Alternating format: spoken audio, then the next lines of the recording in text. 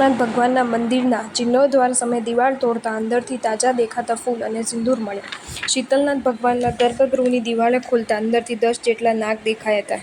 વિક્રમ સંવત 2037માં અમીજળના થયેલા હજારો ભાવિકોએ નજરે નિહાળ્યો.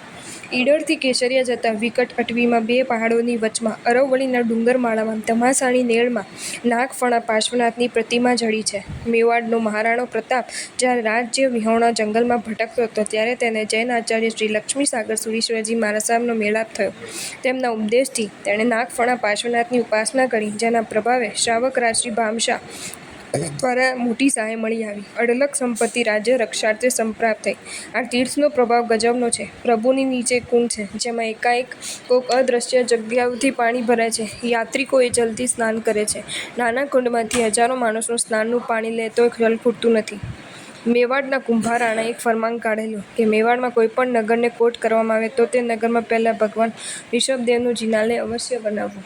કિલ્લાવાળા ગામમાં પ્રથમ જિનેશ્વરનું મંદિર અવશ્ય હોવું જ જોઈએ. આ ફરમાનનો શિલાલેખ આજે ઉદયપુરમાં શીતલનાથ ભગવાનના મંદિરમાં વિદ્યમાન છે. જો તમને આ વિડીયો ગમ્યો હોય તો આ વિડીયોને લાઇક કરો અને શેર કરો અને આવા જ નવા વિડીયો જોવા માટે જૈન ફેક્ટ્સ એન્ડ સ્ટોરીઝની ચેનલને સબસ્ક્રાઇબ કરો.